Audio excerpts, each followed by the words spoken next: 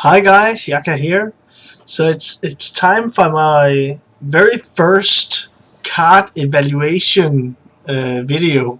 It's not something I've been jumping into. I've been seeing a lot from other people, but it's I want to give it a go, just like everyone else, and be right about some things. Probably mostly wrong about a lot of things, and then maybe afterwards we can have a good laugh of where I went the wrong direction or did the wrong evaluation on some cards. But let's put a bit of risk out there and try to do an evaluation of the coming expansion of Saviors of Uldum. Just a little bit around the scale. It's not really game breaking or something that is completely novel in its way of actually doing this. Is going to be what you would call a Likert scale, which is a 1 to 5. Nothing crazy there. I guess everyone else is doing that. And it's also going to be stars. I know, crazy, right? Everyone else is also doing that. So I hope you can see through that this is not a novel way of actually giving an evaluation of the cards. What might be a little bit different and a little bit different from what some people are doing is that I'll be doing a constructed rating, an arena rating, whereas people sometimes just muggle that all together or just do a constructed evaluation of a card. I split those two up because they're going to be significantly different between those two, and I play a fair amount of arena. If you're following the channel, then you know that I do a lot of arena runs as well, and I do quite okay with them. So I think that might actually be where I'm strongest in evaluating those cards. Just a little bit around the scale. So if I give something a 0, maybe, then it's probably not even possible to play that card. If it's a 1, then it is strictly unplayable. It's something that is very, very bad, and you shouldn't ever choose it to put in your deck or be part of an arena run if we're going to look at that segregation. But a 1 is really bad, no matter which scale it's on. If it has a 2-star rating in constructed, that means that it's probably not going to see any play. There's a small gap in there, so if the card, because we've only seen at this point in time, we have around 20 cards revealed, so there's 118 left. I think the expansion is 138 collectible cards. So if a lot of the other coming cards supports it at the 2-star rating in constructed, then it might be playable. The card in itself, what it can do, is probably not good. It is not good for constructed. So this is something where you might actually have some poor cards that see play, but it gets a bunch of support. But the card in itself as a standalone card is not good. A 3-star rating. Okay, let's talk about arena then. A 2-star rating in arena is something that is really, really bad. That might be that all of the cards in a specific bucket, as the arena is placed into buckets, there's different tiers in the arena. It might all be 2-star cards, and then it's just a matter of choosing the one that fits your curve or is the least bad one for your deck. But a 2-star rating is still a bad card, and you should avoid it in the arena if you at all can. A 3-star rating in constructed is something where you might see the card. It still needs a lot of support, not as much as a 2-star rating, of course, but it needs more support, and then it will see some play in some decks or in some niche cases or as a tech card maybe or something like that. It's something that will pop up, or some people will try to make work, but it's not a great card. In arena, you'll see 3-star cards. You will be offered that sometimes, and you'll be choosing them, and you won't be particularly unhappy about it. It's just going to be kind of a vanilla card.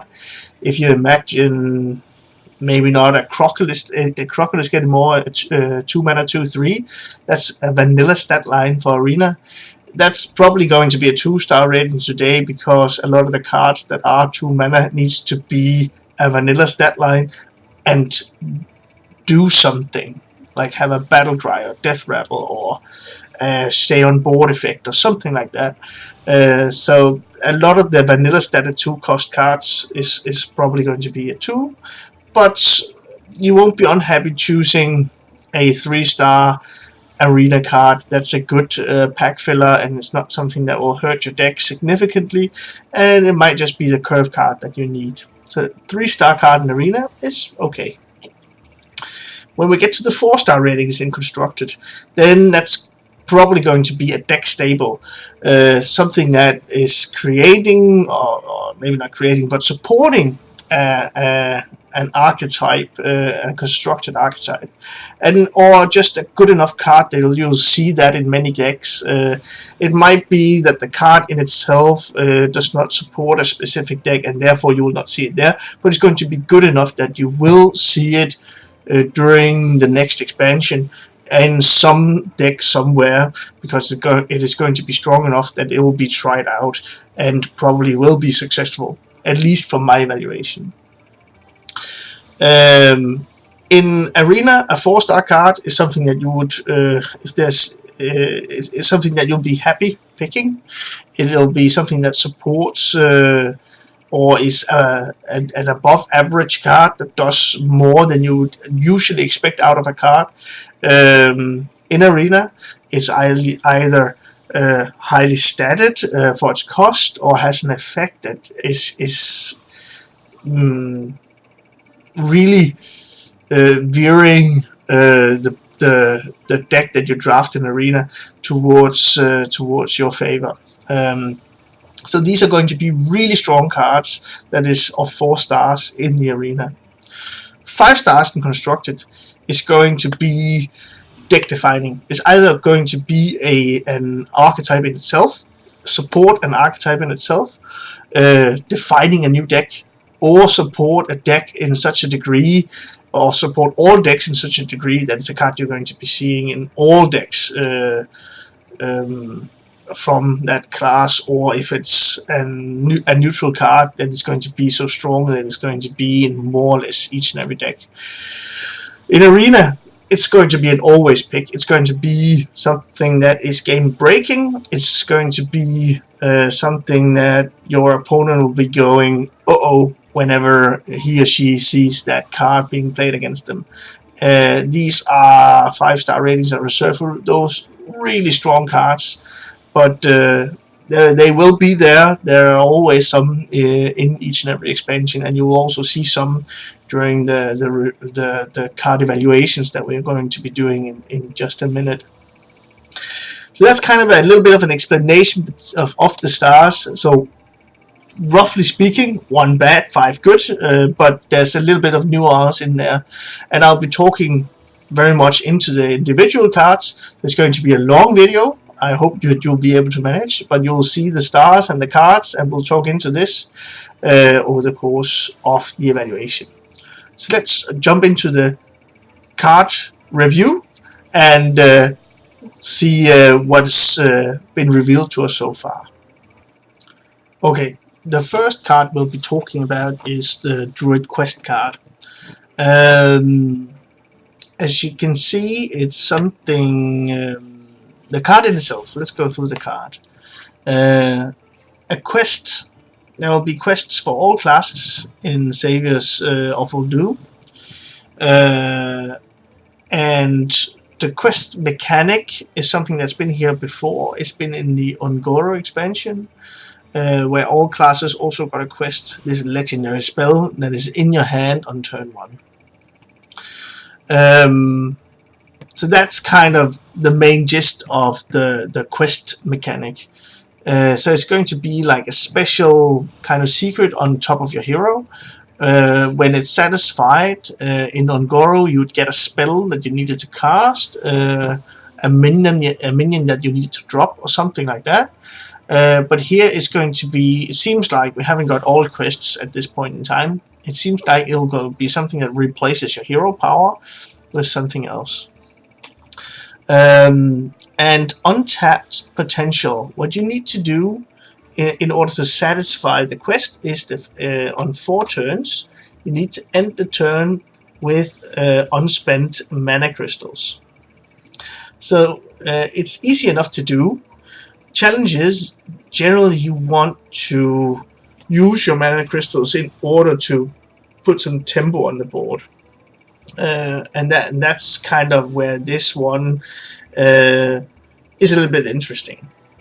One thing I should mention also, something that will catch your eye if you look at the rating in the bottom, is that I actually put no rating in the arena side of the stars. This is because also for Ngoro, and I have tried to get a verification for this, but I haven't found a solid place where this is actually placed. But quests are usually not part of the arena, and I expect this will be the same here. So therefore, there's no need to evaluate this from an arena perspective, because it simply will not be in that play mode. But for constructed, leaving unspent mana is going to be that's going to need to be a different archetype, because right now the only viable Druid playstyle or deck right now is a token playstyle, and that's probably still going to be a solid way of actually playing. But I expect that this will be something that can actually spiral into a new deck. The reward, if we need to look at that, the hero power that you will get is actually going to be a passive one, so it's always going to be active. And this hero power will be that all your choose 1 cards will have both effects combined. So this means right now you have certain cards. You had Fendrel Staghelm in the past, and now of course there's another legendary 2 mana 2/3. I can't remember his name. Should have checked that one out before. Which is doing the same effect, and each and every time you played this as a minion for your opponent, it has been an always remove. You need to remove that right away, and it's going to be a target for each and every removal or rush minion or charge minion. It has always been a focus for the opponent to do this, because this effect is so powerful. And therefore I expect, at least with the 4 stars that I give this card, that is something that will be tried, because the effect, the passive effect that is always going to be on, is really, really powerful. And right now there's not that many active choose 1 cards, but I expect the expansion will bring more. So that's kind of the contingency in this. It's 4 stars, and I'm going a little bit out on a limb because we've only seen 1 other Druid card, but it's based on the fact that there will be more choose 1 cards, and this will be strong enough to tear Druid away from the token and buffing your entire board playstyle. So there's going to be 2 viable Druid decks that you can play. It's a little bit uncertain, and I'm going a little bit out on a limb. It might be something where I'm just so excited about it and saying, yeah, I think this is going to be a good thing, or something, the new way of playing Druid, and it might fall completely through. This is one of the more risky ratings that I'm doing in this card review. So, but I think it's going to be good. In Constructed, it's going to be a new Druid archetype. I'm pretty sure of it. So, okay, the next one up is going to be a Druid spell called Bees! Exclamation mark, exclamation mark. As you can see from the flavor text, Bees is right before Seas. It's quite a fun card. So what you essentially do, it's going to be a targeted spell. So you cast this, when you cast a spell, you point it towards a minion, and then it's going to summon 4 bees that attacks the minion. The bees are, as you can see here, a 1-mana 1/1 beast. So there's a few prerequisites for this one to work. As you can see from the stars, I think this is going to be a great card, a really crazy good card. And also because it has so many possibilities. But what you need to be able to, a prerequisite that is required for this one to work is that you need to have board space. So you need to have 4 spaces out of the 7 available to summon all 4 bees. That's one thing, kind of a setback or drawback, or something that you need to be considering when you are playing your turn. So don't start dropping minions and then figuring out when you have 5 minions out there, oh, by the way, I need also to drop bees.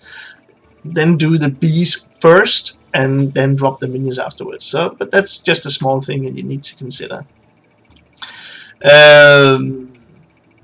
But the reason why I think it's actually going to be good in constructed is because one thing is that it already supports the token playstyle. Whereas if there's a minion which does not have that much life left on your opponent's side, but you really need to get rid of it, you can drop the bees, and maybe it's going to do 1 or 2 pings, and then they're going to be 2 bees left. So you essentially remove a minion, and you have a bit of board presence after that one anyway. So that's going to be pawn intended.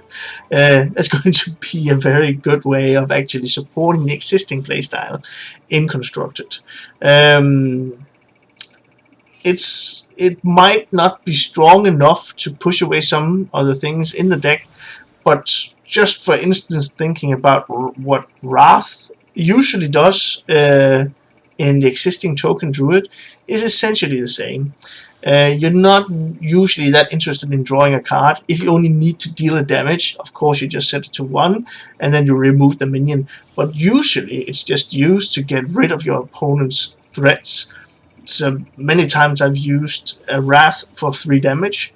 Well, this is 3 mana, but again, it leaves behind minions, so it might support that where you remove the Wrath or something like that. But so I actually think it'll be stable in some of the decks.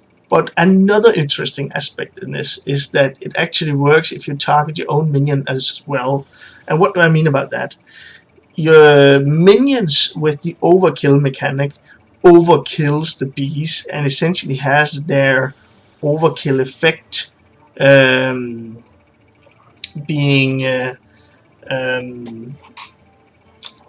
activated whenever a bee hits them. The big finisher combo thought behind this is, of course, that there's a lot of other overkill minions, but there's one specifically, the Line Cracker, a 7 mana 5/10 that doubles the attack of the minion each and every time it performs an overkill. And that's kind of a crazy thought, right?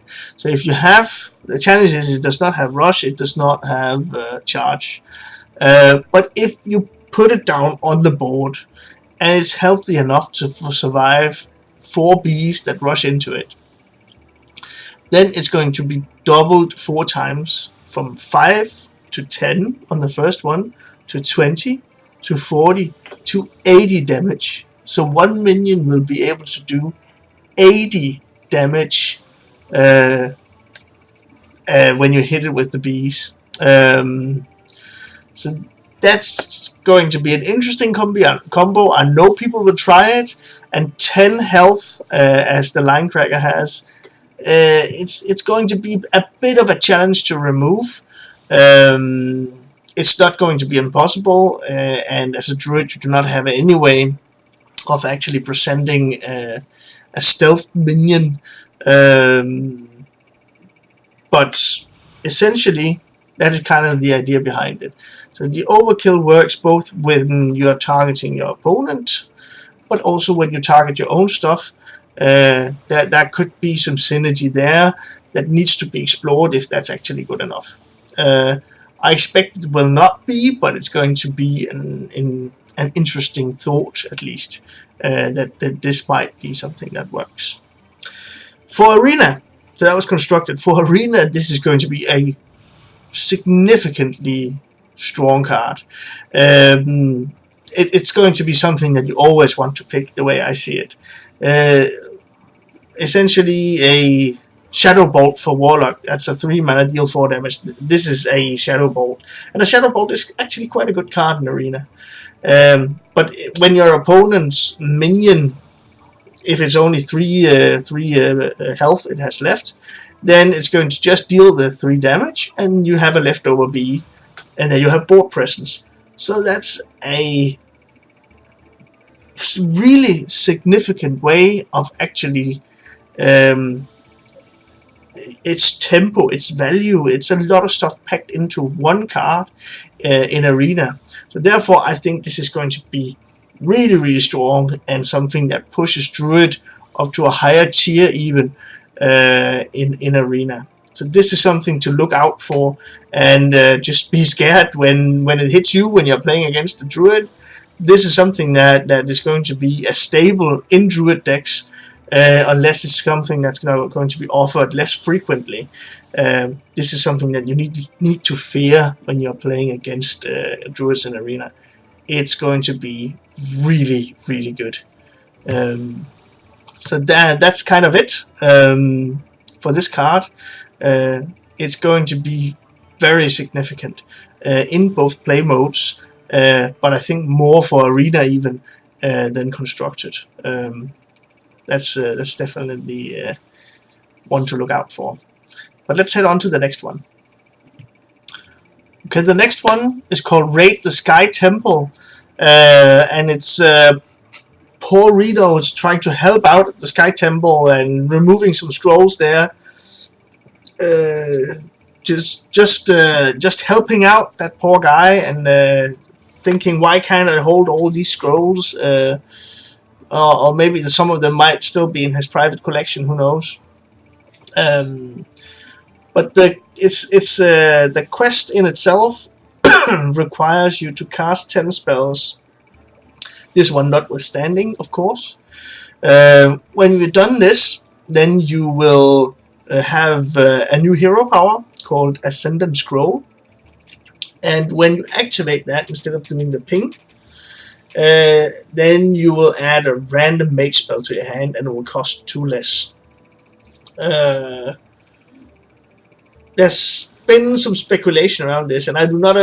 There's different profound people in the community that thinks this is actually going to be bad, because you do not want to replace a ping hero power with something that generates something else, because doing that targeted ping is really good, and I completely agree. I just think it supports the playstyle that is currently there. Mages are playing with the twin spell mechanic and with the deck archetype that is already in place, that will support this quest so much that it's going to be a staple in some mage deck. I'm sure of it. And I think the ping is fine to have early on, and you still need to cast 10 spells before this actually is something that activates. Therefore, I think that the value you will get out of having that ping hero power is good enough until you cast the 10 spells. But I do think that it's going to be a staple in mage classes. At least the ones that is not minion specific. If you have a minion heavy mage deck, if that's something that ends up being a truth somewhere where you do not have that many spells, of course this won't be a quest that you run. But the ones that we're seeing right now with the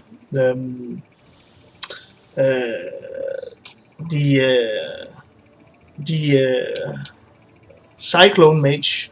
I just lost it there. The Cyclone Mage that is in constructed already, then this is definitely something that supports that playstyle. Therefore, I expect it will be something that we will see, and we will need to be accustomed with this being a part of the Mage arsenal throughout the next expansion. So just strap in and have some fun with it. Try to play Mage. Sometimes this will whiff completely, or other times it will be completely crazy and game breaking for either you as the one that is playing the quest, or against you when someone is running the quest. But it's going to be interesting to see if I'm right or wrong on this. I know there's some different voices in the community that think something else, but I feel confident that this will be something for constructed, definitely. For arena, it's not going to be an evaluation because it's a quest. It won't be in the arena. Okay, for the next one, you can see Reno has got his hands on Joxers Puzzle Box, and I'm not sure who's yelling at him. Put the box down, Reno.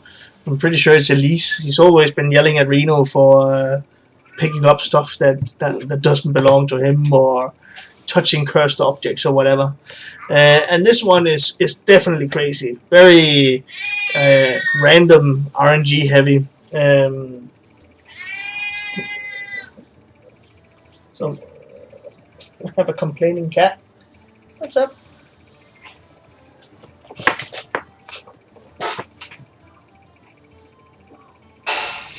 There you go. All right. So this puzzle box, as you can see, the rating in constructed, I actually do not expect it to be that good. Whenever you're constructing a deck with spells or minions, you want to go for a specific playstyle that you wish. Are you heading out? Alright. Therefore, just dropping a 10 mana spell is not going to be really anything of a game plan. I expected something that you could run as a last Hail Mary. That's also something you saw when Joxers was actually in play. People were running this as something as a last resort. I'm down, I'm almost out, I don't have any other chance, but I might get something out of dropping Joxers and anyway might even win me the game just pyroblasting my opponent 3 times to the face or something like that. You have this last resort. So therefore I actually expect that there might be a one-off, just one, in some decks that doesn't have a great way of finishing an opponent, or they fizzle out towards the end of all the stuff they have. It's going to be too much to have 2 in a deck, but there might be one, or at least something that people will try at some point, just as a last resort. It has also been confirmed that the puzzle box can't drop or play another puzzle box. Therefore, it's only going to be 1 and not 20 random spells being thrown everywhere. And I think that this is definitely something that is worth considering. It's not something that's going to be as stable in constructed, but strong enough that the 10 mana 7/5, you only played that. You only played Joxers for the battle cry, where he cast all the spells. If you played 15 spells over the course of the game, he would cast 15 spells until he was not on the board or silenced or something like this. Then he would stop casting spells. So this is better in that regard. You'll get the spells no matter if the minion is there or not. It'll be 10 spells that is cast, and you will wreak havoc on the board in each and every conceivable and inconceivable way. I rated a little bit higher in Arena because it is something where you would probably welcome the RNG element a little bit more, because this one, if you clear your board. You might generate a few minions, stuff like that. That's something that is a significant comeback mechanic, where you can actually swing a game back. If you do that in Constructed, the likelihood of you swinging a game back is less than so in Arena. Therefore, I expect this to be something that you would like to draft. The 10 mana that is so expensive is a significant drawback for the card, because many games will be over and done with at the point of getting to 10 mana. But I still think this is something that is worth considering, because it is simply a way of you pulling out a win or a significant loss out of an impossible situation. I think it might be a high rating, and I might fall completely through, and I know there's going to be some experienced Arena players that's going to be thinking, he's completely nuts, that guy. It's a 1 or 2 mana card, or 1 or 2 star card, because the random effect is so bad. But I actually do think that this is something where there's enough board players and there's the Plex that's going to be introduced. I think you can rather consistently expect to clear everything off on the board whenever you drop a puzzle box. That's my prediction. Sticking to the star ratings, I might be completely off, we'll see, but I actually expect that this will be a possibility in Constructed and a good card in Arena. Okay, the next one is called Bracelet. And the next 3 cards from Paladin needs to be considered altogether. So I'm going to be saying something now that needs some repetition in the next ones.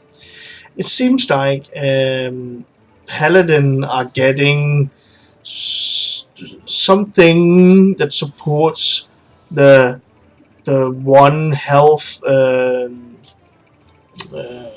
Supports 1 health minions, because the next 3 cards, this one and the next 2, will have something in common, which is going to be the 1 health.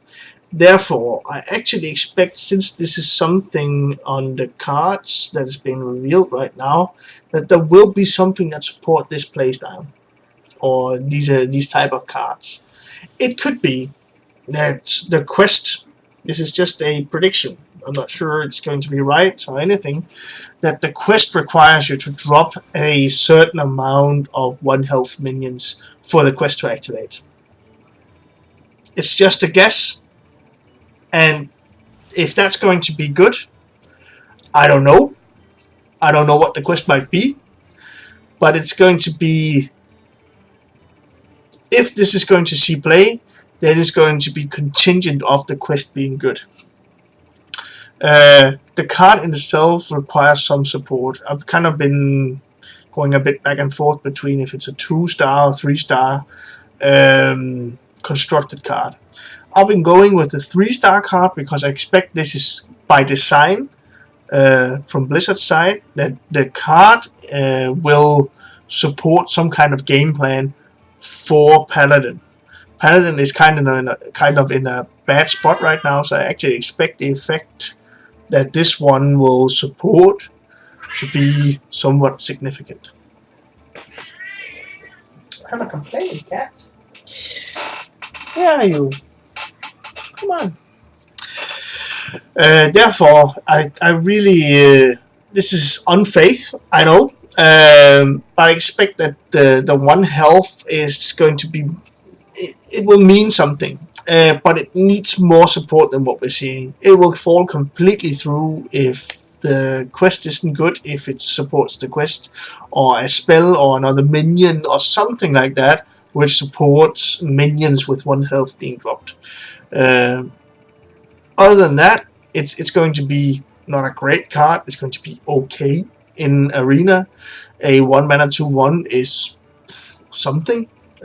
When you have your attack rating grows in Arena, it would have been better to be a 1 mana 1/2, because it's a little bit more sturdy against rogues and druids and mages and the like.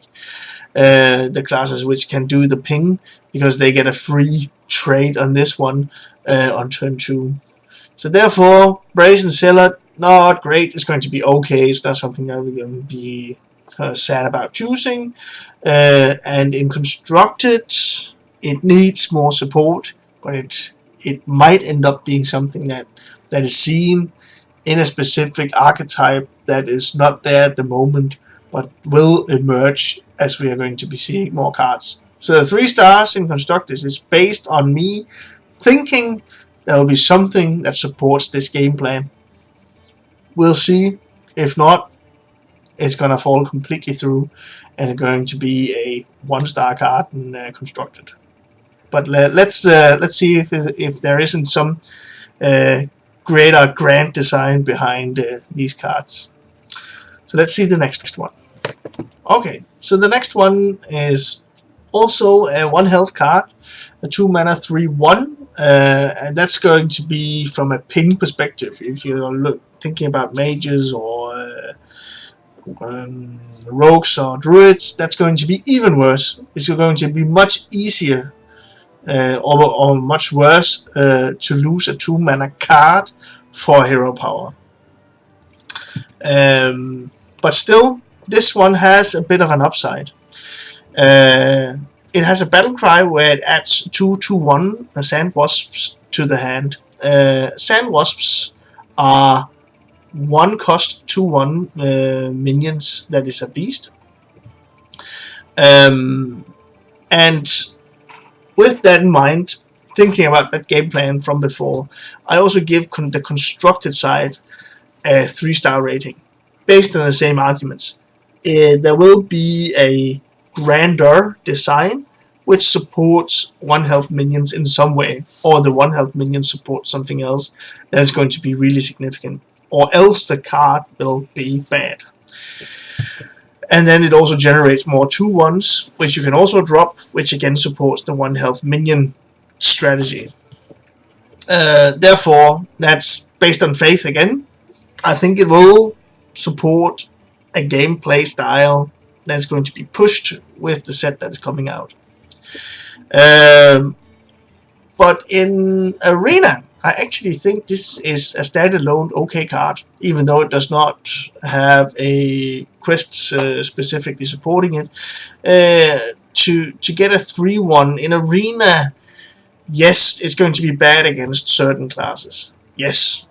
But it's still going to be something where they will lose tempo. They will lose their ability to be on the board because they need to use a hero power to remove something, which leads into your next turn where you can drop. You have for certain more related these related cards, the Sand Wasp. You can drop those, presenting a more significant board and actually spiraling a little bit out of control because your opponent will not be able to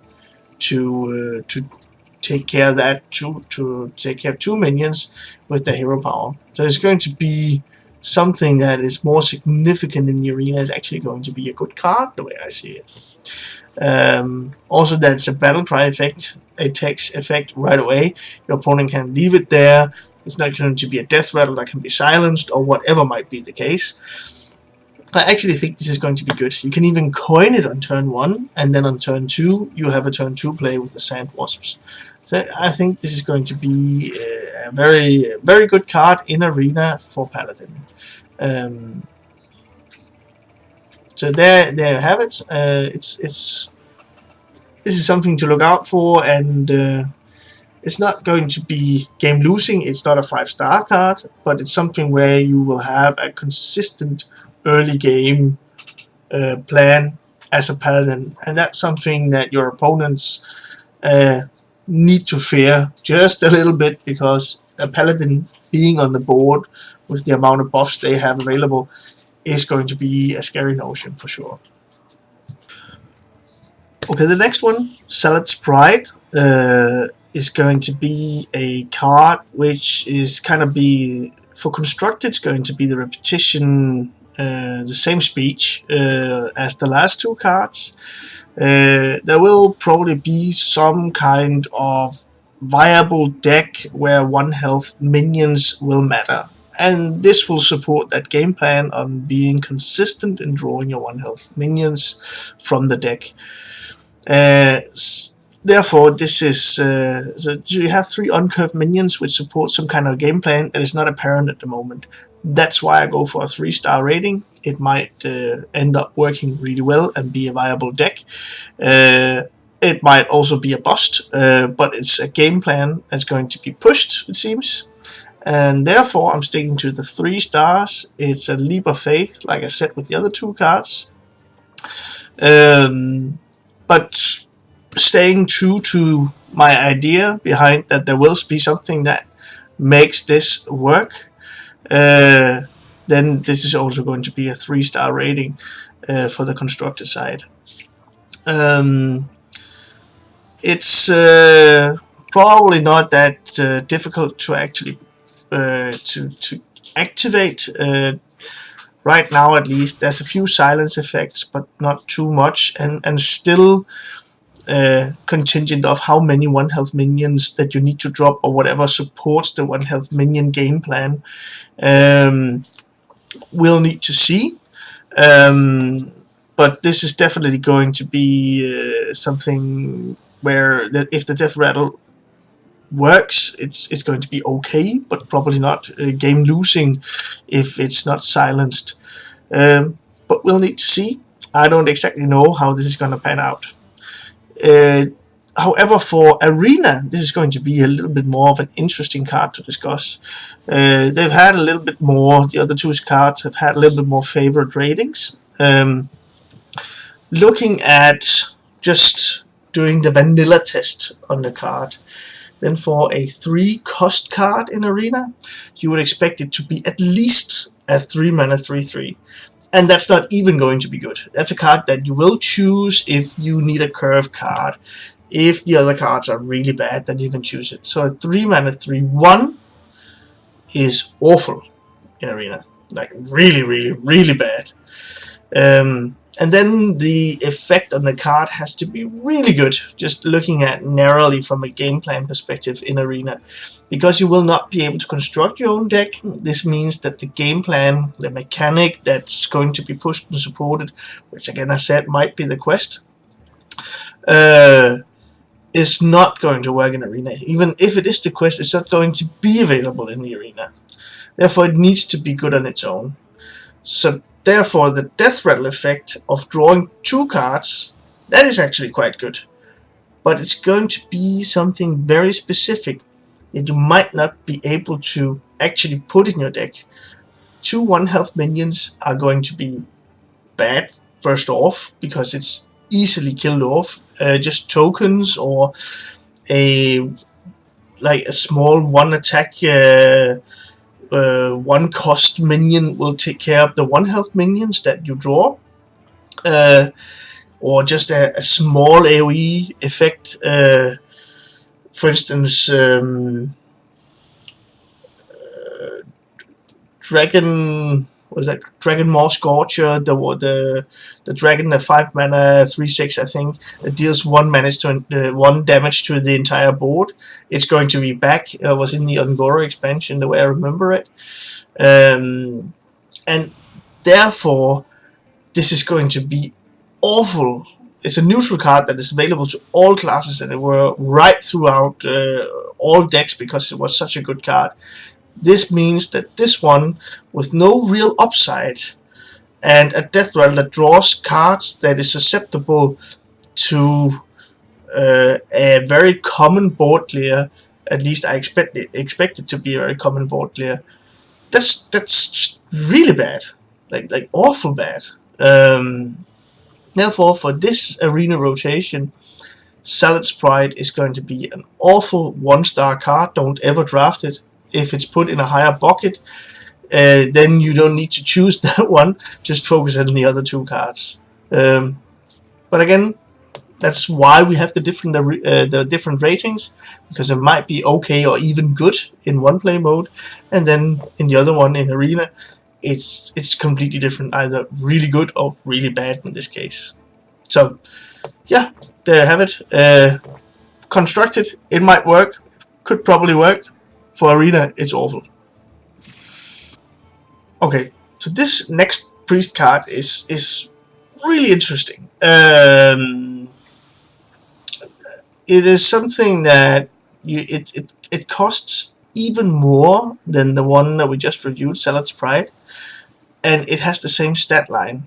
But as you can see, I have it at a very different star rating than Salad Sprite. And I will talk a little bit more into it, but let's start on the constructed side. Psychopomp is a card which is going to be this resummon effect, this revive, and that's usually in the past. This has been really good. It supports heavy minions. It supports a game plan, which is combo enabling. But let's talk through the card. Psychopomp is, of course, understated heavily. Therefore, the effect needs to be really good. And first off, it's when I've seen cards like this in the past, they have been death rattle effects. And this is a battle cry effect, meaning that this will take effect as soon as you play the card. And you can choose in not in arena, but in constructed, you can choose exactly which cards you want to put in your deck.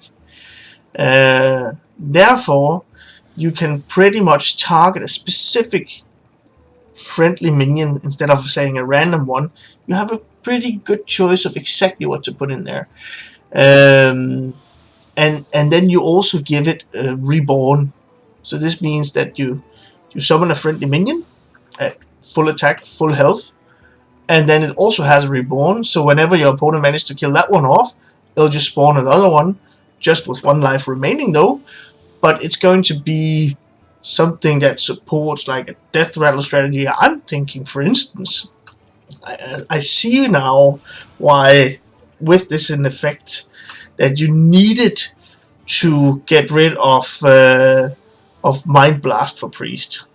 Just thinking on having Psychopomp and maybe only having a Malagos in your death pool. Just dropping two of these, if you sit on this specific card and you have Malagos that's been dead and that's kind of the only minions you have there, just thinking on that combo, dropping these two, summoning two Malagos, then with that Mind Blast you'll do 15 damage. So just, it's a 10 mana combo, I know, but it's going to be sticking around for the next turn as well. And if you even have some kind of discount effect on the minions or on the spells or something like that, it's going to be even more crazy. Because then you can also, for instance, and there might still be something that works, because you'll still have your blast, your 1 mana deal 2 damage spell for priest. Therefore, this is going to be a lot of damage if you can consistently drop Malagos on this.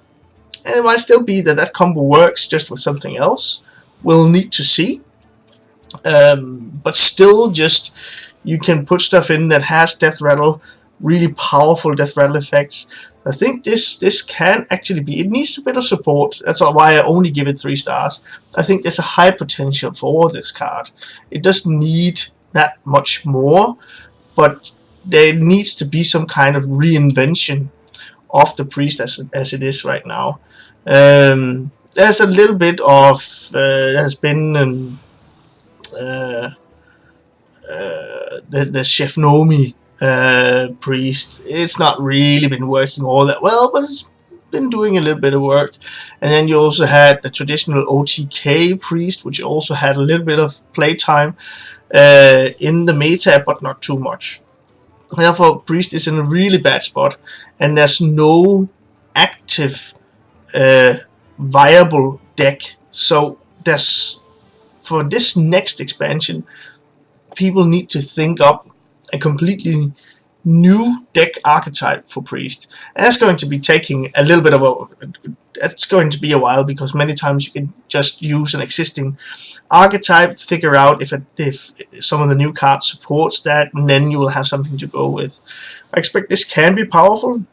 It needs some support, but the deck needs to be invented completely from scratch. But I think it's going to be there. Effects like these are extremely powerful. And off the top of my mind, there's no specific deck in mind, but still, looking at some kind of combo deck is what this really supports. Okay, so that was constructed. Heading over to Arena. Why is this so much better? Just looking at the vanilla test, as you would see, 4 mana card needs to have 4/4 in stats, or a really powerful effect to support that. And we actually need to really draw a lot of power out of the effect that this card needs to provide. But I actually think it will, even though you play quite substandard minions that is not built together in a specific cohesive game plan. Then dropping this with a battle cry summons this one body plus another one. So you are guaranteed to have 2 minions in place, two minions in play whenever you drop the Psychopomp. Guaranteed. Then looking at the minions that you have in your death pool, the stuff that's been killed over the course of the game. Of course, you'll have maybe 1 or 2 drops in there, but it seems like in Arena, some of the cards that we've seen so far in the game plan that can be pushed, and the card sets that are coming back into Arena, there's going to be a heavy control strategy, as a potential heavy control strategy for Priest. This means that there will be not too many early game minions and some really greedy, powerful late game minions. And if you drop this towards the very end of the game, then the death pool is going to hold a lot of powerful minions. But just looking at even just summoning a 1 cost, maybe even a 1 cost, like a, I'm not sure, I don't think it's going to be in rotation, but just looking at a Mega Roo for the Psychopomp, a 1 mana 1/1 with a Death Rattler summoning a 1/1. So this will summon that one. So a 4 mana 3/1 and a 1/1 next to it. But it will also have Reborn. So this means if your opponent kills you with a Mega Roo, it'll spawn a Joey bot and another Mega Roo next to it. And it will then summon another Joey bot whenever that is killed. And that one specifically, or if it's just a vanilla 1 mana 1/1, it's going to be, if you just count up the stats, a 4 mana 5/3 in stats, distributed among 3 bodies, where 1 is a sticky minion that specifically plays around area of effect spells, because whenever that one is, whenever the AoE is presented on the board, the Reborn effect of the minion that you summoned will take effect, and it will pop out another minion. Therefore, contrary to some of the other things where in Paladin you had the minions that spawn 1 health, or you draw 1 health minions, this is going to be something that provides some stickiness to the board with the Reborn mechanic, and even the worst case is going to be good enough for this card to be played. And from that 1 cost minion and upwards, so if you have a 1 cost minion in your deck, you might not even have that, but your death pool will hold a lot of other minions, and just getting that kind of value out of this 1 card is going to be insanely powerful in Arena. I can't see any other potential for Priest players to always draft this. There's no competition in any other cards in the Arena as I see it. This is going to be a card that, if it's offered the one thing that is lucky for the rest of us, if you're playing against Priest, then epic cards is not going to be presented that much in the arena. But if you do get a deck which holds a couple of these, it's going to go very far. It is going to be insanely powerful. Again, we're not going to see cards with the epic rarity on it that much, and that is lucky for the balance of the arena, because this is going to be insanely good. I'm curious to see what other people have thought about this card from an arena perspective, but I see this is going to spiral completely out of control whenever this is played. So there you have it, a 5-star rating for the arena, definitely. This is going to be an insane card. Alright, so we're heading on over to the next card reveal for Priest. And this is kind of the other way around. This is the Plague. Each and every class has this Plague, and this is the one for Priest. It's quite fun, and it's the ultimate board clear. You have, for instance, if you compare this to an existing card, Warlock, for instance, has Twisting Nether as part of their basic set. Twisting Nether just clears everything, kills off the entire board. It's kind of the Death Wing effect, except that you're not getting that 12/12 body left behind. That's also a one-off in a deck. It's a legendary minion that you can play for 10 mana. And Twisting Nethers you can play 2 of in every deck, but you can also play 2 of Plague of Death in each and every deck. So this is... I'm going out on a limb, giving this one specifically 5 stars in Constructed. And this is out of the expectation that we'll see a heavy control priest working in Constructed, even outvaluing control warriors. Wow, that's kind of a statement, right?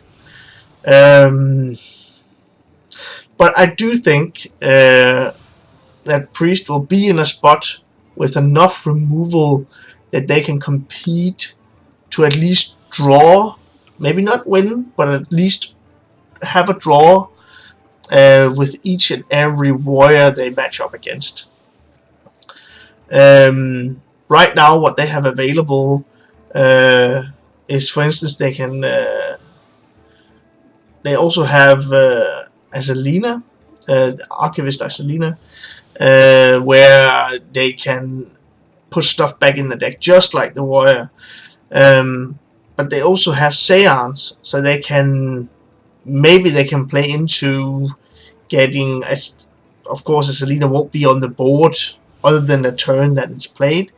But there's so much value to have out of the controlled priest archetype, and it's something that has been seen in the past as well.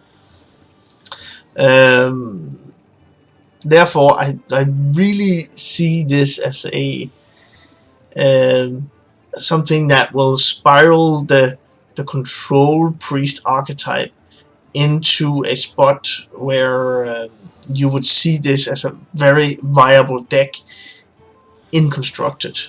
And if there's going to be more like this, it can be with the card that we looked at before, a control into a combo or something like this. It is something that should be possible to do some kind. It will take a little bit of time before it actually takes off. I'm pretty sure of that.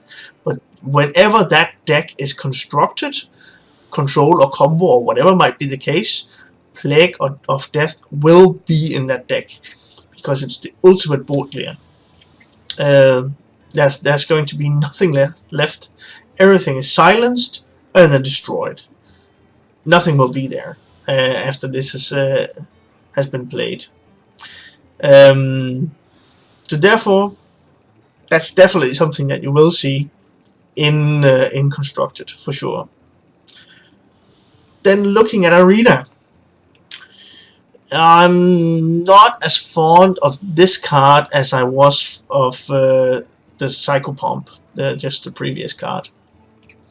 In Arena, you will be able to have the control priest work there as well, but you won't, of course, be able to construct a deck. And on waiting until turn 9 to do a complete board clear, that's going to be cards which are better at doing this. Excavated Evil is coming back. It's a 5 mana, deal 3 damage to an entire board. It's not a 100% guaranteed board clear, but in many Arena matches that's going to be enough to make a board clear, because you can trade in your minions, balance out the health of the stuff that your opponent has on the board. You play Excavated Evil, and then if, for instance, you are at 10 mana for Excavated Evil, then you still have mana left to present threats on the board. You can play something. With Plague of Death, you clear the board, and if your opponent is on top decks, that they put out all the resources, every egg in one basket, and you knock that basket out of their hands, yes, Plague of Death will win you the game. But that's a very specific game plan, and you need to make sure that you do not die before reaching turn 9, and that's difficult enough to do in Arena. Therefore, I do not think Plague of Death is a good enough board clear. It needs to have some kind of AoE effects. That's what the priest needs before getting to turn 9, or else the game will already be lost at that point in time. Also, it's an epic card. You won't see it all that much, but it's going to be a good card. It will support some decks in Arena, but it's not a pick every time card the way I see it. And if it's placed with other good cards, it's going to be what you would call a trap card. If you pick it, it will hurt you. It will hurt the deck that you are playing in Arena. With that said, it's not going to be awful. You want it sometimes. As I said, if your opponent has put everything on the board in order to push for some lethal, well, Plague of Death clearing out everything will of course win you the game, because then your opponent will just draw cards and put them down as they go, and then you'll be able to swing the game back in your favor. So it's a catch-up card, but it's going to be difficult to get to that point in time where it actually works, being on 9 mana. And it also is dual-sided, so it also hurts you. And that's not the greatest thing in the world. Therefore, it's also a drawback. It's the same thing with all plagues, of course. It affects both you and your opponent equally. But for Arena, it's not as good as I expect it to be in Constructed. So there you have it. That's the Plague of Death.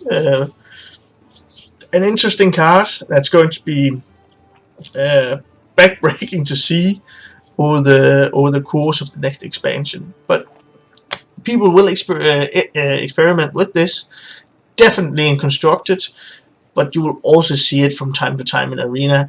But it is on fringe cases where you will lose to this card. Alright, we have another Plague card. We have the Plague of Madness, which is the Plague for Rogue. And this one gives each and every player a poisonous blade, a poisonous knife, 2/2 knife. And it's something where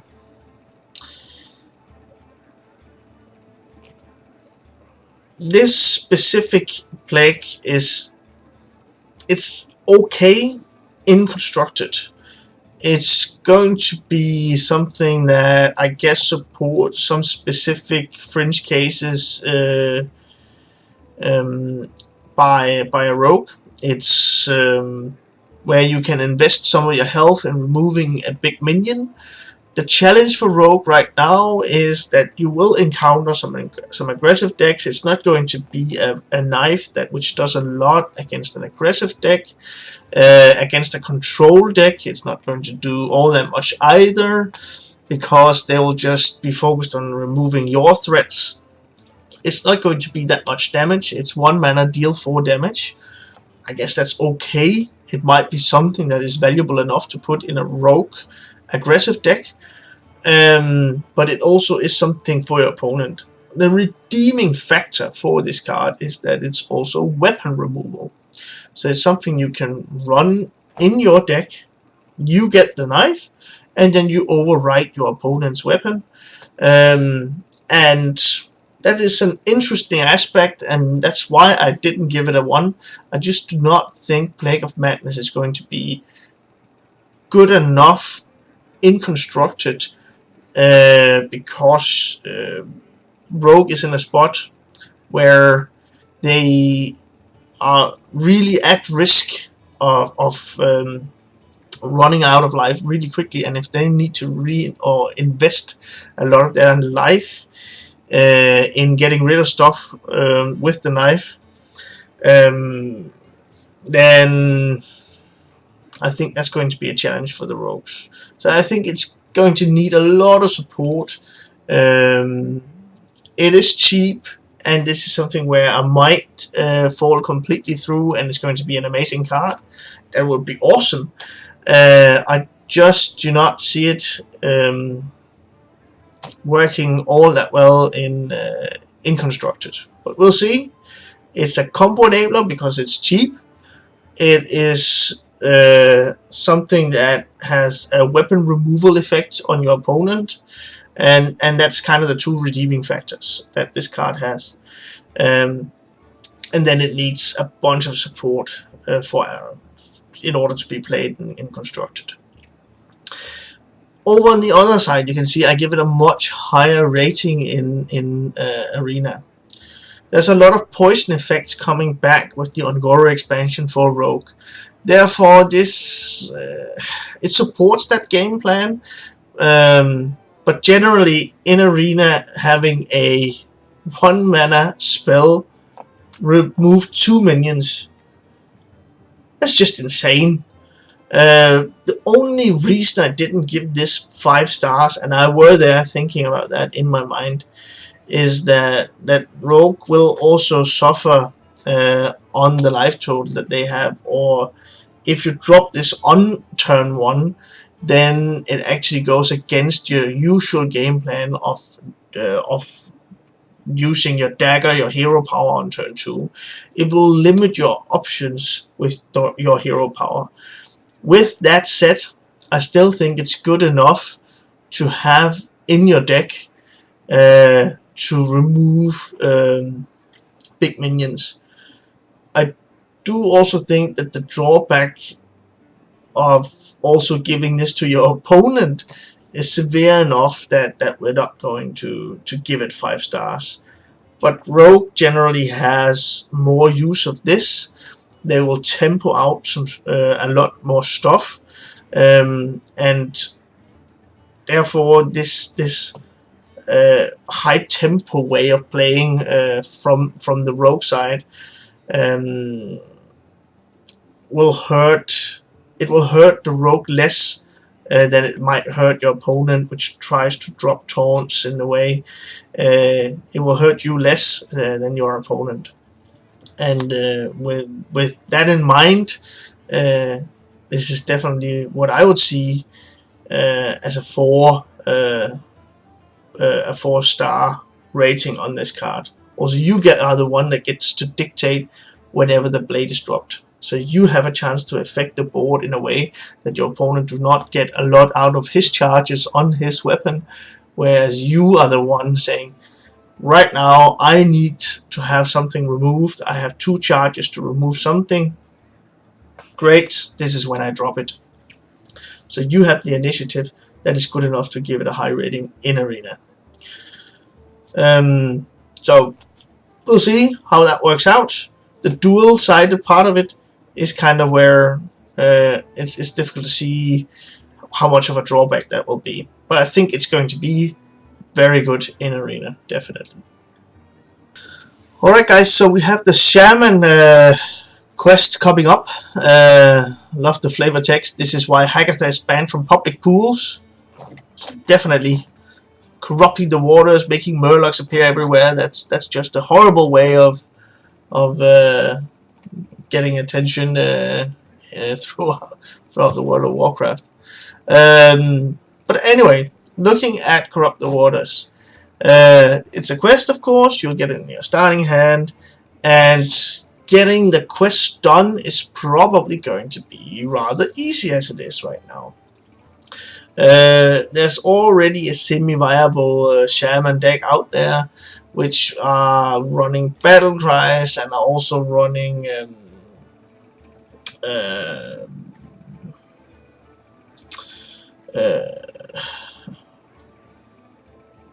Shudderwock. It's completely gone there for a moment. Therefore, I think we will see a deck which supports this game plan specifically. So when you've played 6 Battlecry cards, you'll get the reward of Heart of Vernal, which is a new hero power that you can activate for 2 mana, and then your battle cries trigger twice this turn, all your battle cries. So this also means there's a built-in constraint that you can't push the Heart of Vernal together with Shudderwock, which would be completely bonkers.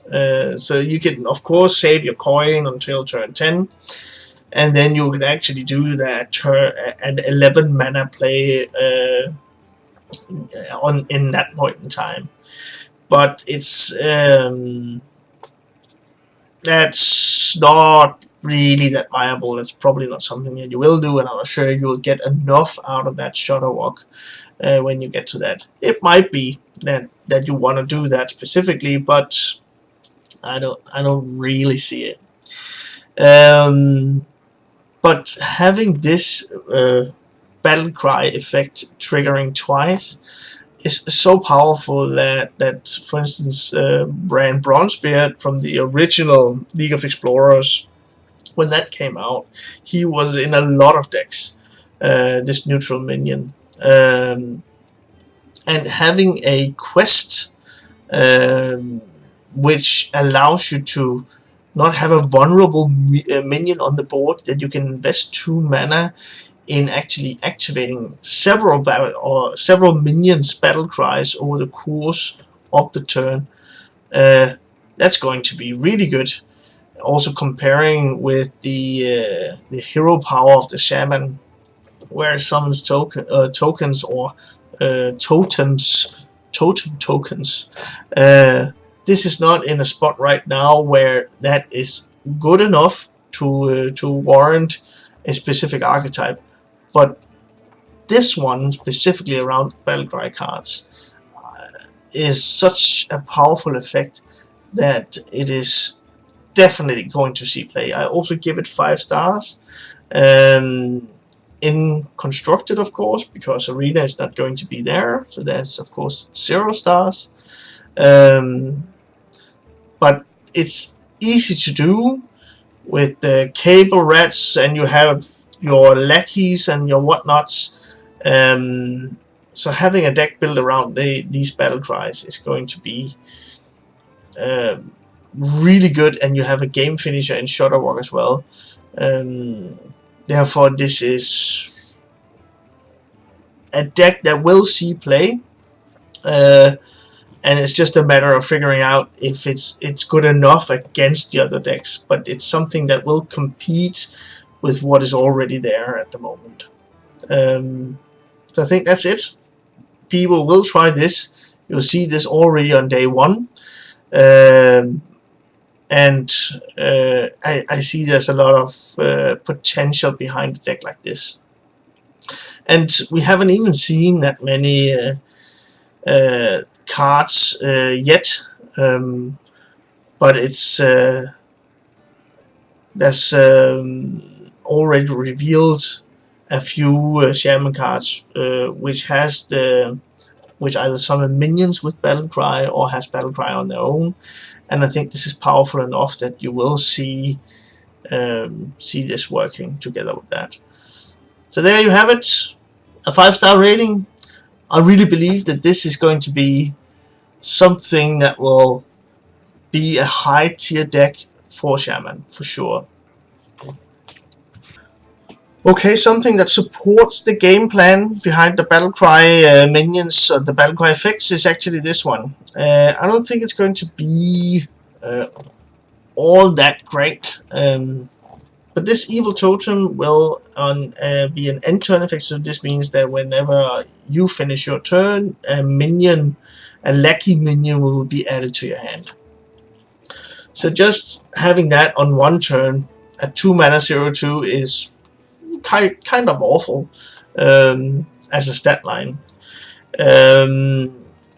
But the effect just happening once is going to be kind of okay.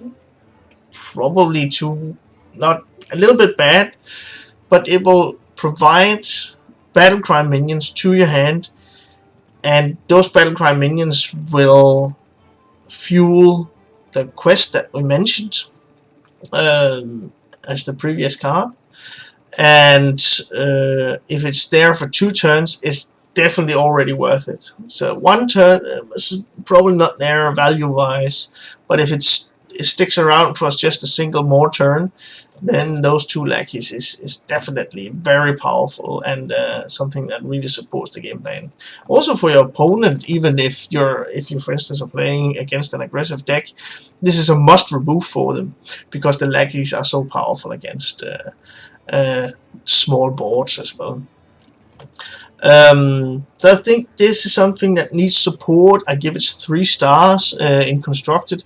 It needs some more stuff to work, and it might not be that we see it in decks, but the initial thought process behind the evil totem works together with the quest that's been there. It works well with what you already seen that some of the shaman decks actually does. They present a broad board of lackeys, and then you present your cheap lackeys, and then you push Stormbringer out, and then you convert all those into legendary minions, and that might spiral the game completely out of control. Therefore, I think that there is a chance that we will see evil totem, but it might not be strong enough to make the cut in that highly competitive shaman deck that we will end up getting eventually. If we look on the other side and see this in Arena, the decks that your opponent has might not be consistent enough that they can always remove the evil totem. There's a higher chance that this will see value or lackey generation in Arena. Therefore, this is a little bit of a higher rating there. This will be a good card. Lackeys are good in Arena because the generation are generating other minions, generating damage, giving stuff rush, generating spells. These are really powerful effects in Arena, and again, if you manage to get 2 lackeys off of this, then you're in a very good spot to win. If you get 3 lackeys, it's going to be game losing for your opponent. Just getting that extra card, that extra value, generating more stuff is going to be really tough for your opponent to actually deal with. And it's a common card. You'll see this a lot in the Arena. Therefore, I think this is definitely something that is powerful. You'll pick it a lot.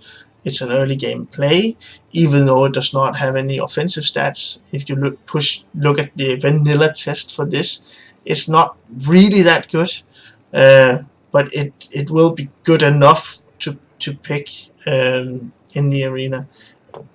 It could also be a more late game play, where you have something else out there on the board, and then allowing you to win more than you were before dropping this card. I think it's going to be good. We'll need to see. It might be too easy for people to remove the evil totem. If that's the case, then it is. Then I'm completely off on this one. But I actually do expect that this will be an effect that is powerful enough that it will be played in the arena, and played in the arena consistently and to a high level of success whenever you have it in your deck. So that's it for this card.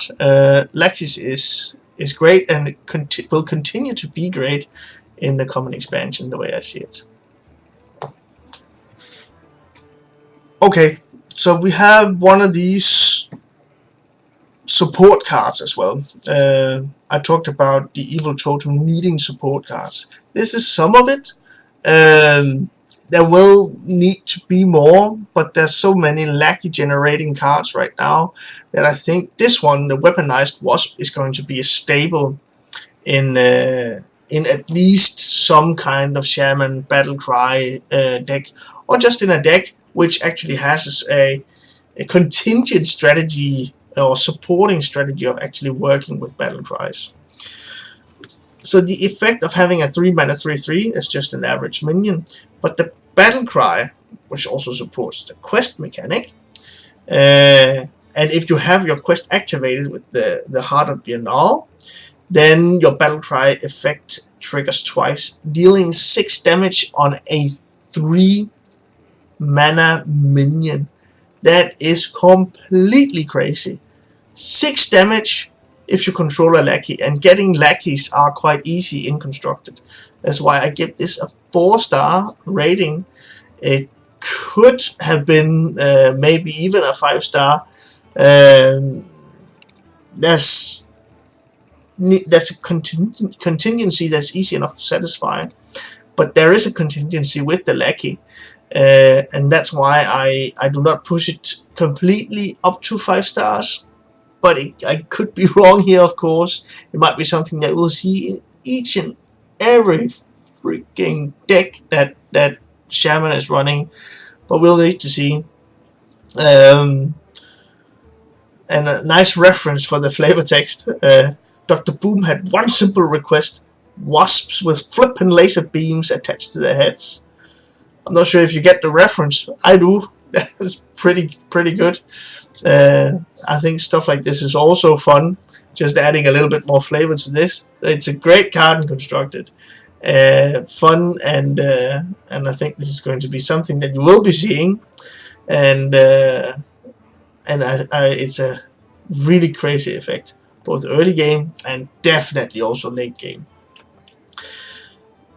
If we pan over and have a look on Arena, the Arena stats, there I'm not that impressed.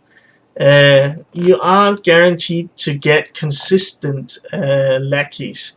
The way I remember it, and I of course should have that completely laid out, but I'm pretty sure the Rise of Shadows, or it might be that Rise of Shadows will be in these in this arena rotation.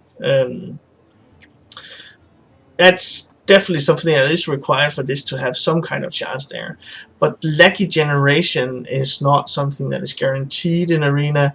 You might not be offered too many lackey generating cards, or they might be poor compared against the other choices that you have available.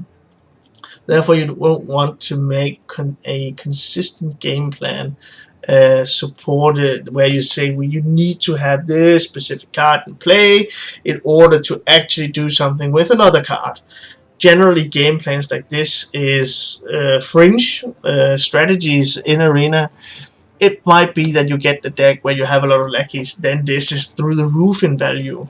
But generally, just looking at the card specifically, it's going to be a vanilla card with a dot battle cry, because it will likely not go off in the arena, because there's no guarantee they will have a lackey.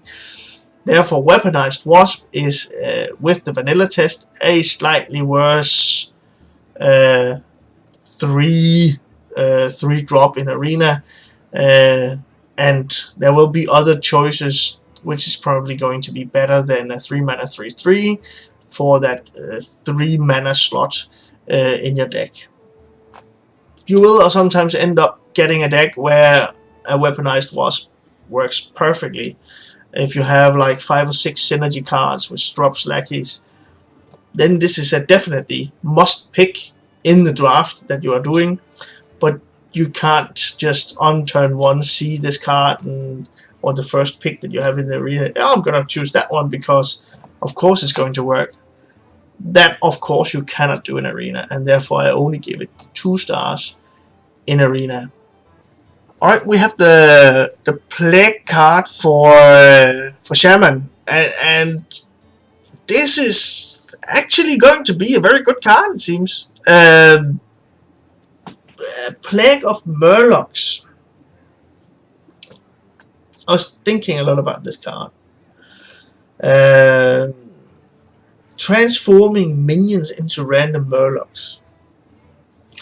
So you can choose. Of course, this is more or less only viable in a Murloc deck. Fair enough. You can choose to make a Shaman Murloc deck. There's already a Shaman Murloc deck which is viable enough to take to the ladder and head on up to Legend. Okay, checkpoint. We have Murloc synergies, we have a viable deck already. And then transforming your opponent's minions into something they might not want. Maybe shattering some combo potential decks that might be there where they need beasts or mechs or whatever might be the case, transforming them into Murlocs after you had the chance to do the trades that you wanted to, or you present a plague of Murlocs together with a lightning storm, clearing your opponent's board. Having a 3 mana mass transform effect, I think that's going to be a really stable card. Maybe not in each and every Shaman deck, but definitely it's going to be a stable card in a Murloc Shaman deck. And it might even be good enough to run in some control Murloc Shaman list, where you can convert your opponent's board into something which is more easily dealt with than what they might be dropping at that point in time. Just looking at this one, Plague of Murlocs, when you're against a Cyclone Mage with their Conjurer's Callings and making a full board of Mountain Giants, there you go. A bunch of Murlocs, have fun. I think this is a really powerful effect that's going to support Shaman a lot in Constructed. Looking over to Arena, I still think this is going to be powerful. Having transform effects and that you control the transform. For instance, you can give yourself an extra Murloc just pushing the hero power and putting out the Plague of Murlocs. I think this is a good enough catch-up card that you can do the favorable trades on your opponent's side, reducing their board, presenting enough low-value minions, or transforming the minions, and then you present some higher threat minions, or maybe even some taunt minions that protects the board that you have against the more feeble Murlocs. I think this is going to be a really powerful card in Arena. It's going to be epic. It's not going to be seen all that much, but it's going to be good. It has something going for it that some of the other Plague cards does not have. It's cheap. It's something where you dictate a lot of different trades before you actually play this card, and then on top of this card being cheap, you can play other significant threats on the same turn as you do this complete board effect. maybe your opponent invests a lot in a huge 8 mana minion or something like that. You just make it into a Murloc. I can see, I do see a world where Shaman is going to have some powerful effects, supporting. This one also even supports the hero power of the Shaman, which is not usually something that you do see. So it's one of the core cards which also does this. So therefore, in both play modes, Plague of Murlocs is going to be good. There's already a deck where you can slot this in perfectly fine already, which is a viable competitive deck. And in Arena, having this transform effect, I think that is really powerful. And it's going to be interesting to see some of the plays where this actually happens. Alright, the next card is Earthquake, and you see Bran down there running away from this Earthquake. So this is another, a different kind of AoE effect than the one that we just went through. Having an Earthquake dealing 5 damage to all minions. And that's also why I was kind of, when I saw this first, wait a minute, isn't this a Plague card? It actually has a dual-sided effect. It both affects your minions and your opponents, so it's all minions on the board. But it's not labeled as a Plague card, so I guess it's not. But it has kind of the same terminology behind it. So first, everyone gets 5 damage, and then 2 damage is dealt to all minions afterwards. There's in the game right now, there's kind of this 8 health threshold. Yeah, we're seeing a lot of cards right now. You have your giants, you have your grave horrors, you have your whatnots. You have a lot of your large minions are at 8 health or maybe even a little bit higher. Therefore, I do not give this a high evaluation in Constructed. I don't think it's strong enough to see play there. It needs a bit more support, or that it counters a specific archetype which might emerge over the course of the next expansion. With that in mind, then yes, it might be something that works. I just think with the decks that we're seeing right now, and with this being 7 mana, it's rather late in the game that you'll be able to do this Earthquake. I do not think it's powerful enough. If you're not on the board, challenging the board completely, then it's not going to be strong enough for you to actually get rid of your opponent, your opponent's board. This is something where I might be wrong. We'll need to see, but it's I don't see it right now. And after you played the Earthquake, you might even have some of your opponent's minions that survives, but you can't even do a follow-up on the Earthquake. Playing threats on your side of the board, because you only have, even on 10 mana, you only have 3 left. Therefore, it needs a lot of support to see playing Constructed.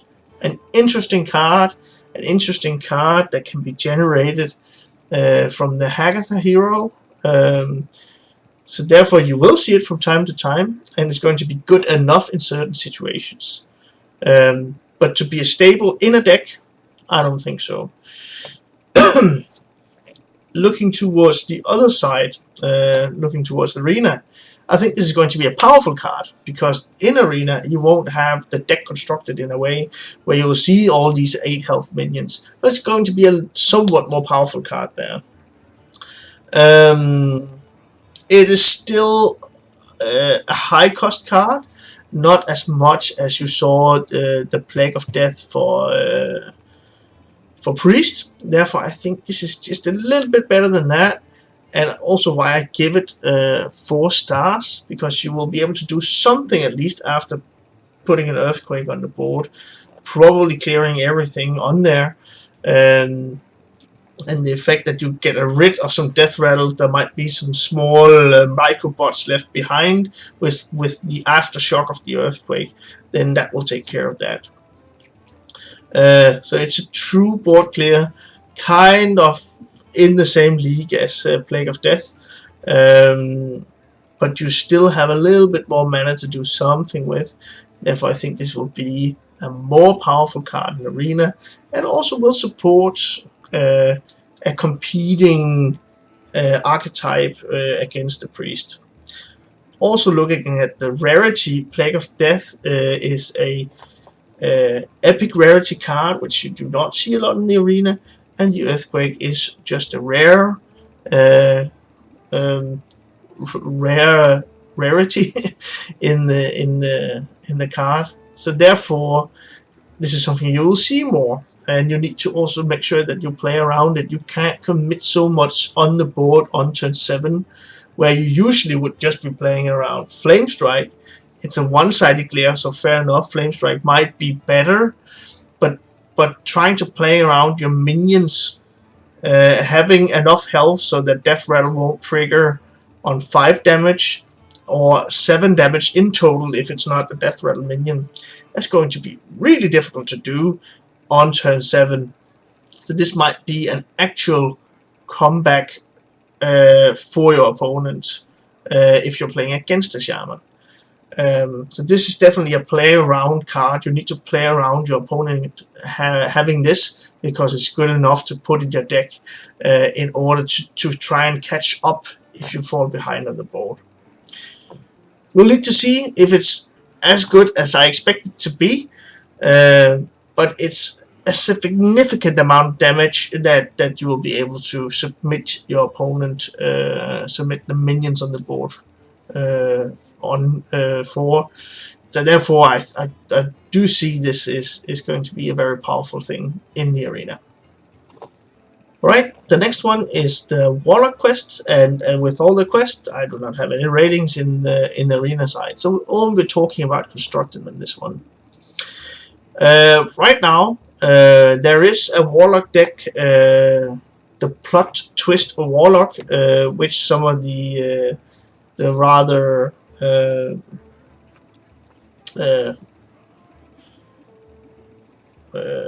what do you call that? Some of the more famous Hearthstone players are actually playing, and with a good amount of success, are playing this Warlock, the Plot Twist Warlock. And I also got my own bot beat by a Plot Twist Warlock deck just yesterday. So it seems like there's something there which is good enough to see some kind of playing. It is definitely not in a good spot, but this might be something that supports that specifically in order to actually make this into a viable archetype. If not a Plot Twist deck, there might also be other cards which is going to support this shuffle in mechanic and drawing cards, replacing them. If there's not going to be that specifically, then this is not going to be a very good quest. It's not going to be easy to perform. I've seen people saying something about, well, you need to draw 20 cards and then you don't have cards left. Well, that's not kind of the notion. You need to shuffle in stuff and draw stuff and shuffle some more stuff in, and that's something that will allow you to complete the quest, and not drawing them regularly through your hero power. Definitely not. When you activate the quest, you will get the Tome of Origination, and that is the ultimate Warlock power. So 2 mana, draw a card. That's of course something you know, but there's going to be no health damage, and the Warlock hero power is more or less the best one in the game. Investing 2 of your life total and 2 mana to draw a card with no investment of cards in your deck, that's an amazing hero power. And this one does not get you the health damage, and the card that you draw even costs 0. So therefore, I think this is powerful enough that you would want to we as a community will try and make this work, because the hero power is so good and supports the general warlock strategy in Constructed. I do have my concern that this will not be powerful enough if we do not get more cards than just Plot Twist, which shuffle stuff in and draws them. So I think it needs a little bit more support, and then we have a viable deck, warlock deck with a shuffle back mechanic that will actually, and this quest warlock also, that you will see in tournaments at a high enough level that you will have a viable, a good chance of actually succeeding in tournaments on the ladder. We'll need to see. It might be good enough right now. I'm not sure. I don't think so. That's why I only give it 3 stars. But it's on the verge of tipping over to be a viable archetype the way I see it. Right now it's not played all that much, but it's on the verge of. But if there's no other cards that supports Supreme Archaeology, I don't think it's good enough to be played. So there you have it. It's not going to be a 5-star rating on this one. Potential, yes. For certain to be a good deck, I don't think so. Okay, and now we have it. I think this is the most... It's a completely bonkers crazy card that we have here. Generally, Warlock has different ways of doing AoE and stuff, and also targets damage some things, but with a drawback. And this drawback, I don't even see that as a drawback. So you pay 4 mana to destroy a minion. You just destroy it. It can be your own minion, probably not, it's going to be your opponent's, but 4 mana destroy a minion. That's just crazy. A deck like, or a class like Rogue, which is supposed to be good at single target removal, for instance, has Assassination as part of their core package, which is 5 mana to destroy a minion. And then, of course, you have the drawback of shuffling 3 worthless imps into your deck. So why do I make worthless imps a drawback? Well, the worthless imps are 1 mana 1/1 demons. They are somewhat bad cards. I kind of agree there. But what is interesting is that right now we have the Carpet or the Zoo Warlock,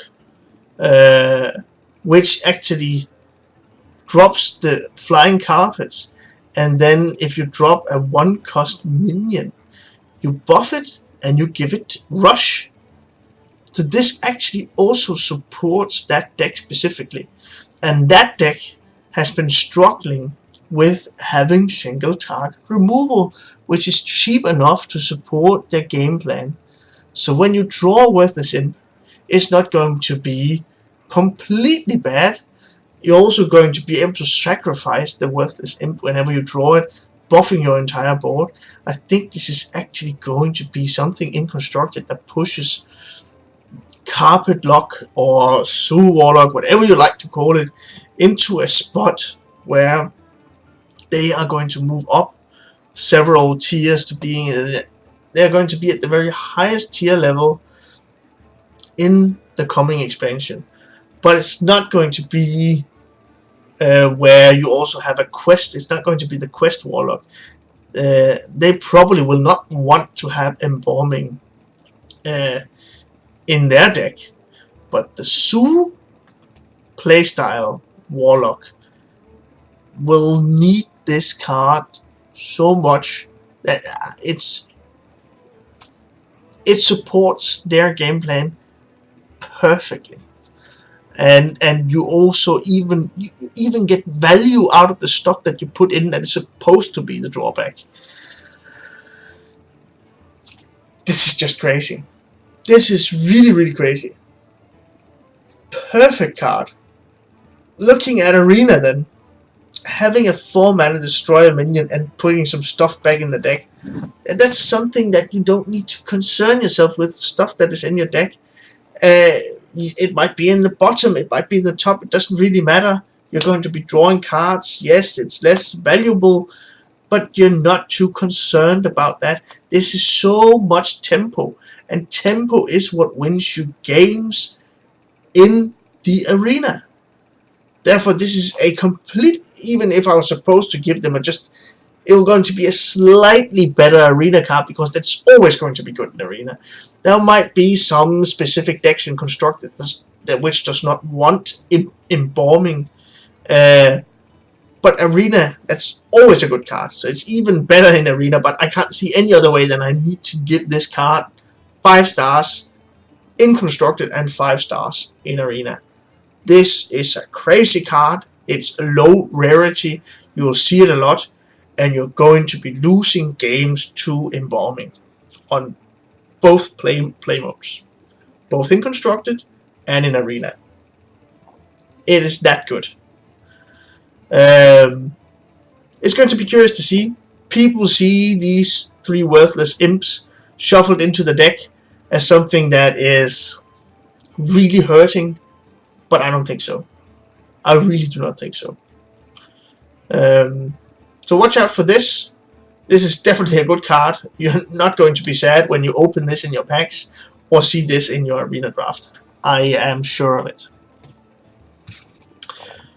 Alright, the next one is a warrior card. This is actually more or less, I think it was actually one of the first cards ever revealed in the new expansion. On the news that we were going to get the new expansion, the reborn mechanic was introduced with this card. So this Restless Mummy has Rush and Reborn. Other than that, it doesn't have any tribal tag. It's not like Beast, Dragon, all this kind of stuff. It doesn't have a tag on its own. But it will be a kind of the notion that you have when you look at this, the Rush Reborn. So you will rush it into something, a minion, and then you will rebirth, have a reborn Restless Mummy, which is a 3/1 mana, or 1 mana, 1 health. It's going to be 3 attack and a damaged Restless Mummy. Therefore, it will be a 3/1. So essentially, it's a fireball, a mage fireball that you can split up into 2 different targets, or you can target one specific minion that you rush this into. Is it good? Is it a good card? You actually get 6 attack and 3 health for 4 mana that you can do something with right away. Yes, that's good. But it's not good enough in Constructed.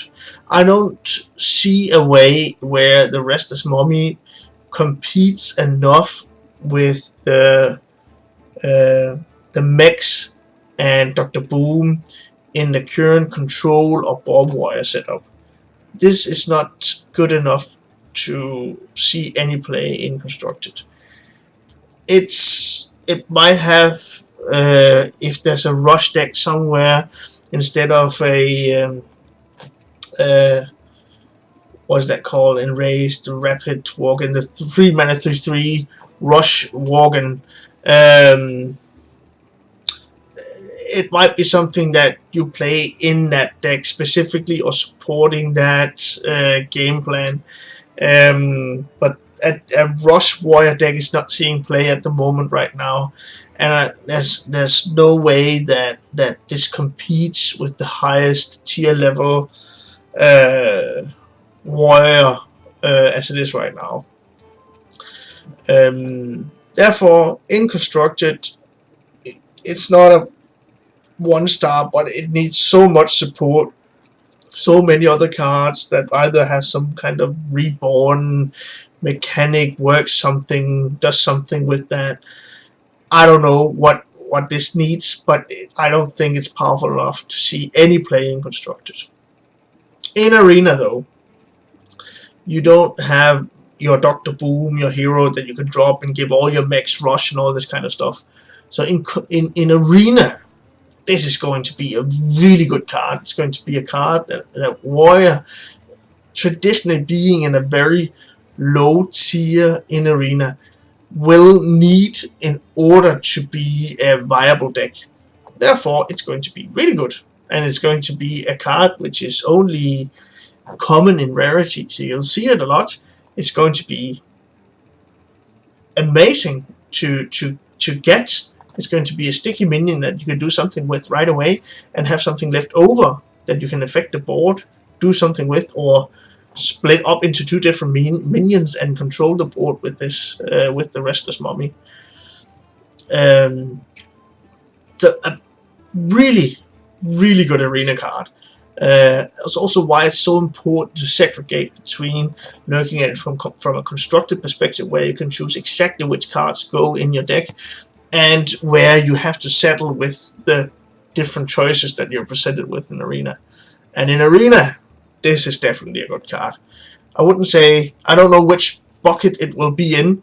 If it's placed in a middle bucket somewhere, this is something that you want to pick a lot, because it's just that good. So be mindful of this in the Arena. You will see it a lot. It might be something that when you're playing against a Warrior, you have to be cautious about. If you split up minions, then don't put 2-3 health minions out there. Make sure you have a 4 health and maybe something else on a lower health level, like a 3-4 and a 3-2 or something like that. That will make it awkward for the Warrior on turn 4. So there's a chance that you might need to play around this card. And if you do, you will get success. And as a Warrior, you will also get success in the Arena if you have this card, because when people are not playing around this, then you will have an excellent time managing the board, managing squeezing yourself into a win with a class that is in a bad spot generally in Arena. Perfect Arena card, horrible constructed card. That's the way it is. Alright, the next card, from a vanilla stat point, a 1-mana 1/1 is not really all that good. But it does have the death rattle of adding another 1-cost minion to your hand. I give this 3 stars in constructed. I have one specific deck in mind when I do this. There might be others which has this kind of zoo effect playstyle, but I'm thinking about the Warlock. Warlock has a tendency when the Carpet Lock, whenever they play that they have a tendency to run out of stuff. So when the Carpet Warlock has the Flying Carpet in play, then you drop your Jar Dealer. It rushes into something, it dies, your Death Rattle triggers, and you get another 1-cost minion to your hand. It could be another Jar Dealer, it could be whatever. You drop that, and then you rush into something else again. Just getting that effect is going to be good enough that it's going to be tried out, at least in the Carpet Warlock deck. And I think it's actually going to get enough resources and enough of good cards that it's something that we will see. Just getting card generation is generally good, and when something that supports the game plan, and it's also a random one. This means that you can get stuff from other classes. It doesn't have to be the Warlock or the common pool.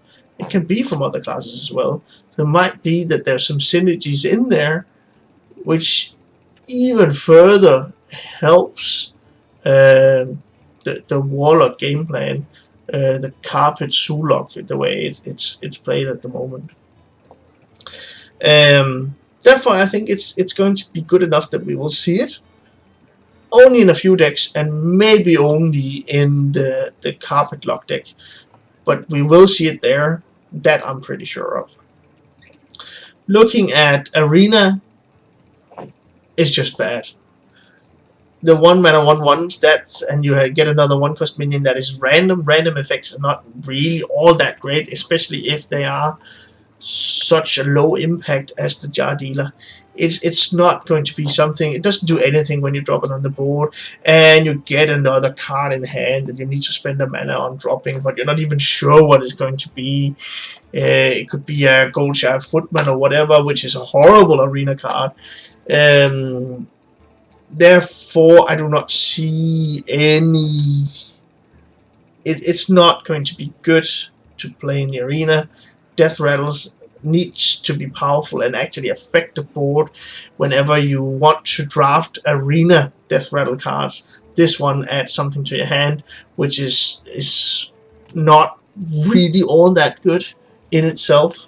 So therefore, it's where I would say it's a never pick. Don't ever pick it in arena. It's going to be that bad. It's not going to affect the board. It's not going to give you stuff that would allow you to take the board back. It's simply not good enough to warrant any kind of use in the arena. So don't pick it. Not at all. And here we have the Questing Explorer. The way I see it, the Questing Explorer as a 2-mana 2/3, draw a card if you control a quest, is going to push some of the quests, trying to be pushing the quest classes. And I think that we've already seen that some of the quests are good enough to be played. And this is a card that you definitely like to have in a deck which runs quests. So just having an early game minion where you actually get a card further in your game plan, so you just replace the card and you put some kind of presence on the board. That is really good. 2-mana 2/3 that draws a card. When you can do that rather consistently, because you have a turn 1 play, you get something on turn 2, then that is something that is a cohesive game plan, and you thin your deck.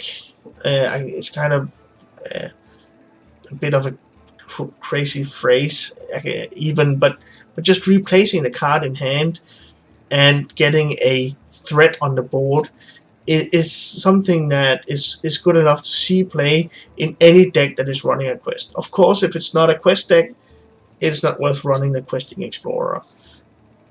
Just a River Crocodile would even be better than the Questing Explorer. But when you have a quest, this is a card that you would like to run. It's a little bit worse in arena.